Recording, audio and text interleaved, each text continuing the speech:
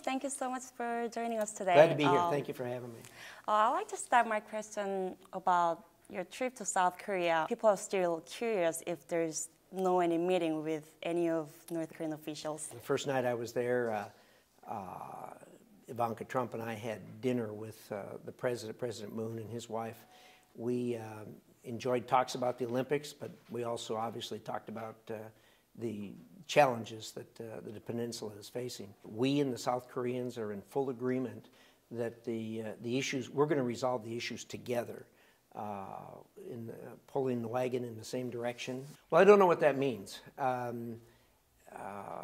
We do not have a very pleasant history of having talks with North Korea. You know, the last half a dozen times we've sat down with them over the decades, they haven't ended well because we were convinced they weren't acting in good faith.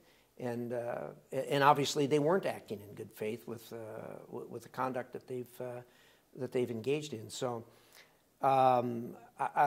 and previously, other administrations, the North Koreans demanded that before they would sit down at the table, that they demanded they get food, that they get fuel and oil, and that sanctions be released or at least rolled back.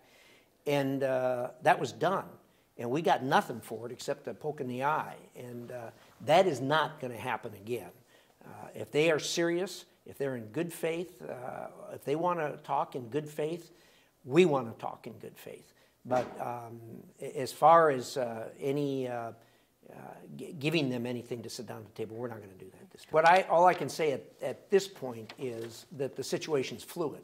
I mean, from the time I was there until I left, we went from a point where they didn't want to talk to them signaling that they do want to talk.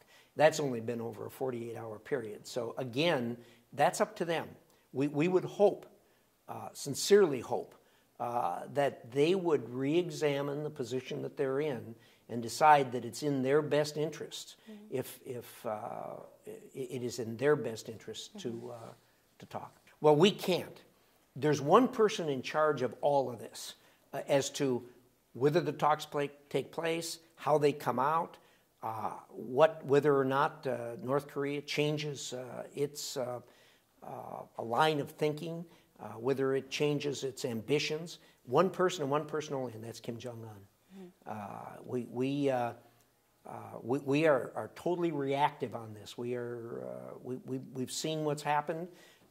We have an objective, which the world has, and that is denuclearization of the peninsula. And that's true. All options are on the table, including military options. But one of the military options that's not on the table is the bloody nose strategy. I mean, nobody knows where that came from. I can tell you that I've talked to people throughout the U.S. government from top to bottom. Nobody in the U.S. government came up with that term.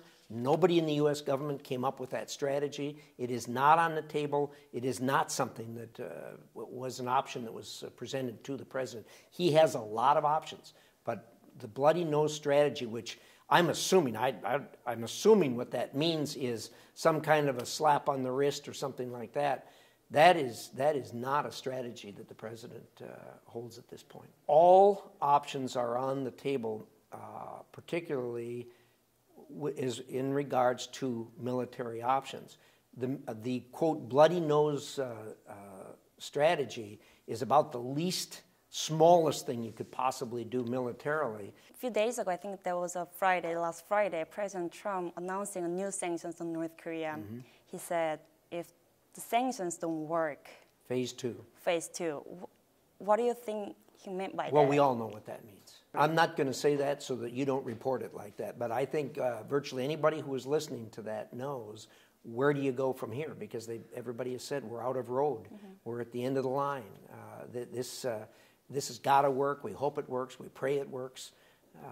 We hope we don't have to define what Phase 2 means, but people will know it when they see it. There's no question about that. I can't reveal any details like that.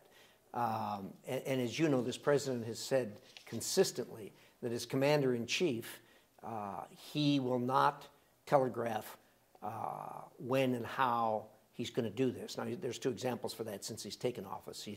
He's pulled the trigger twice. Once in Syria when they used chemical weapons, when Assad used chemical weapons against his own people, and once in Afghanistan when the Taliban did some pretty awful things to our military.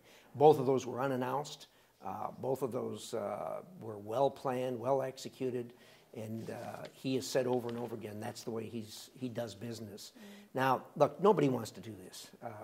Before we talk about all these things, the talks need to be explored and see whether Kim Jong-un will come to his senses and realize that it's in his best interest, in his regime's best interest, if they want to survive as a regime, that he should choose the option of denuclearization on the peninsula and look at other ways to defend himself other than with the nuclear option. And we hope that it gets there. And President Trump was very clear. He said if the sanctions don't work, it'll be phase 2, and it's going to be very, very bad. And he's right. Whenever you have these, and I've been involved in a number of these deals, you have to have verification protocols in effect. And your question, I guess, also refers to the fact that this has happened all along and it's never been resolved before. Kim Jong-un is dealing with a different person in President Trump. He's not dealing with President Obama anymore.